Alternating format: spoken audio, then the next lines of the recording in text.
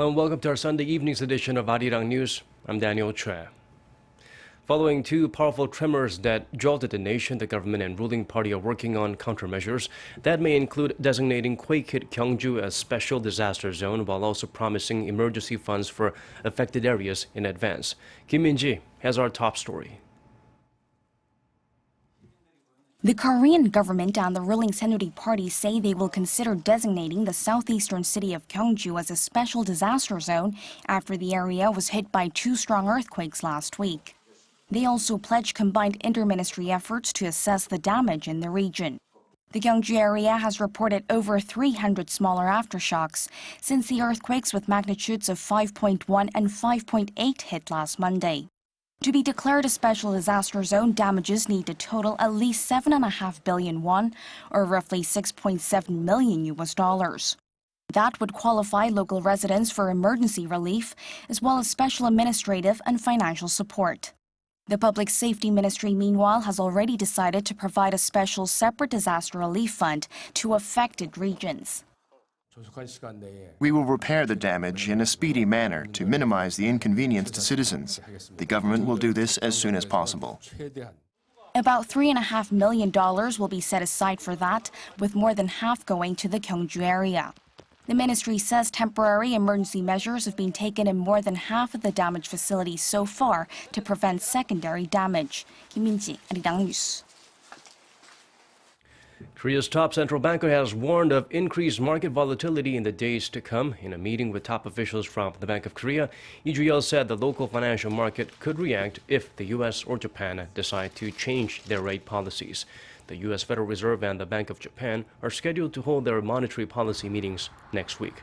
The BOK chief called on officials to closely monitor the local financial market, especially amid lingering geopolitical risks stemming from Pyongyang's recent nuclear test.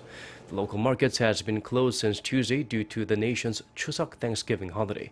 The governor said the central bank will work with the government to implement stabilization measures if necessary. More discouraging news for the pillar of South Korea's economy, exports. New data shows Korea is losing ground to China in its traditional export items, especially in the tech and manufacturing industries. According to the Korea International Trade Association, Korea's global market share in its top 13 exports last year stood at 5.3%. That's down 0.4 of a percentage point from 2011. Those key exports include semiconductors, ships, steel, computers, and auto parts. The biggest decline was in flat panel displays, which fell from 23% to 18.5%. China's market share in those sectors, meanwhile, rose from 15.2% in 2011 to more than 18% in 2015.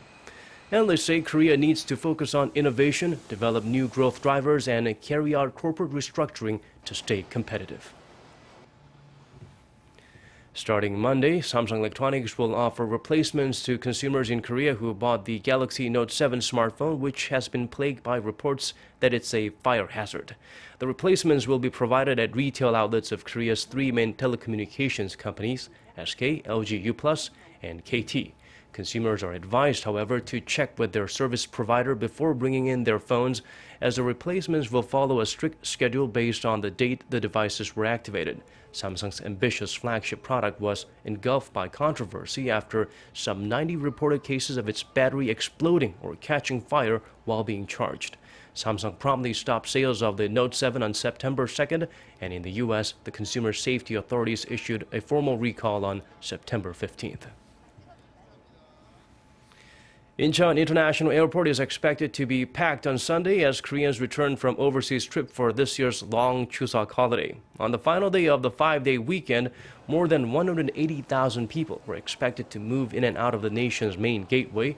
Incheon International Airport Corporation says its officials have prepared measures to minimize inconveniences, like long lines, with the heaviest influx of passengers expected between 3 and 5 p.m. The nation's 14 other airports, which generally handle domestic flights, were expected to process more than 25,000 passengers. As for the roads on Sunday, those heading back to the Seoul can expect smooth flowing traffic, especially after 7 p.m., while those driving out of the capital will likely experience some congestion in the evening. An explosion in New York City's Chelsea neighborhood has injured at least 29 people. Police say the blast was in a dumpster or receptacle of some kind, but the mayor said there is, quote, no evidence at this point of a terror connection and that the injured are expected to survive. A second device was found in the neighborhood, according to officials. They said it appears to be a pressure cooker, but would not yet confirm its contents. The Chelsea blast came just hours after another explosion in New Jersey, which authorities believe was meant to disrupt a charity race. No injuries were reported there, and New York Mayor Bill de Blasio said there is no specific connection to the Chelsea blast. Over in China, recovery efforts are underway in the aftermath of Typhoon Miranti. According to CCTV, the death toll in the mainland stands at 28, with 15 others missing. The storm's 15-grade wind left parts of China's southeastern Fujian province in chaos, with water and power cut off and public transportation suspended. Those services are now gradually being restored, however, but eastern China and Japan are bracing for another typhoon, Malakas. The southern part of Korea, including Yeosu and Dongyang, are already feeling the indirect effects of that storm, with up to 284 millimeters of rainfall in the hardest hit area. Flood warnings have been issued for towns near the Nakdonggang River. Rescue teams have been dispatched to numerous residential areas, including parts of Yeosu. The main ports in Jeollabuk-do province have suspended operations due to the weather. One of the biggest drawbacks of burning fossil fuels to produce electricity is that they emit greenhouse gases. However, there is a way to capture and repurpose these carbon dioxide emissions for commercial uses. Kim Mo-kyun fills us in on this technological breakthrough. Carbon dioxide, also known as CO2, is a main culprit of global warming as it contributes to the greenhouse effect. In particular, CO2 emission from human activities such as fossil fuel combustion is a pressing issue that needs to be tackled on a global scale.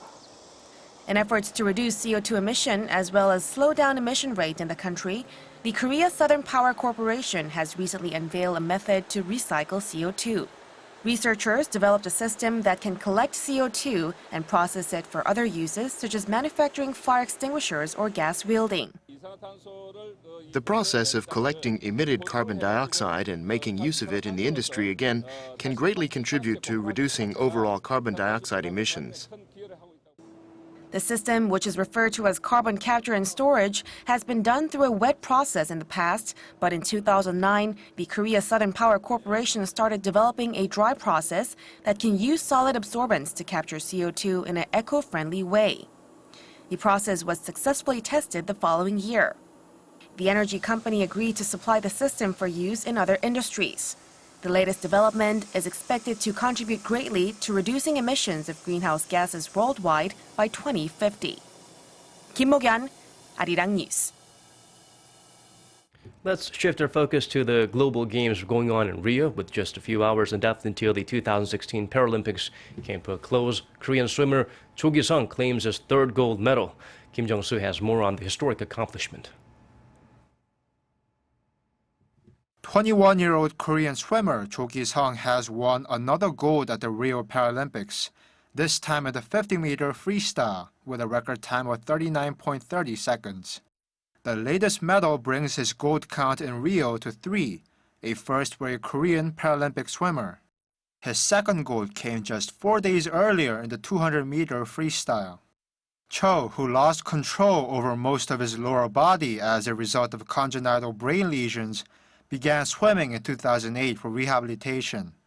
He said he's already looking forward to the 2020 Paralympics in Tokyo, where he hopes to win his fourth gold in the 150-meter medley. On the final day of competition, Team Korea added 1 gold, 2 silvers, and 1 bronze medal. That was good enough to put Korea in 19th place overall, with a combined 7 gold, 11 silver, and 16 bronze. First place was claimed by China with a combined 237 medals, followed by Great Britain in a distant second, then Ukraine and the United States. In the final day of competition, the gold medal was won by Cho, the 2 silvers by the men's table tennis team, and the men and women's mixed archery team.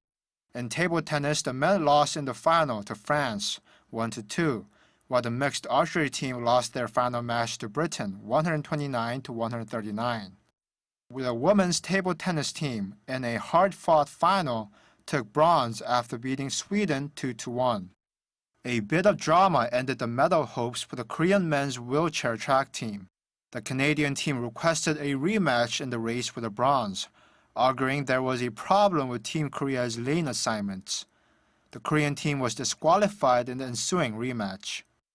With the last official match day coming to a close, Team Korea may have not realized its goal of entering the top 10, but the incomparable passion and energy displayed by the athletes will be remembered for years to come.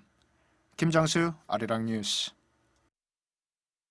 And now for a quick look at the weather before we go. Indirect effects of Typhoon Miranti will continue to be felt in Korea. So brace yourself for some heavy showers if you're in Jeju or Gyeongsangnam-do province area. Temperature-wise, Seoul will start the day at 18, Busan 20, Jeju 22 degrees Celsius. Things will heat up to 26 in the capital and 25 in both the port city and the southernmost island. And now let's check out the weather conditions in other parts of our world.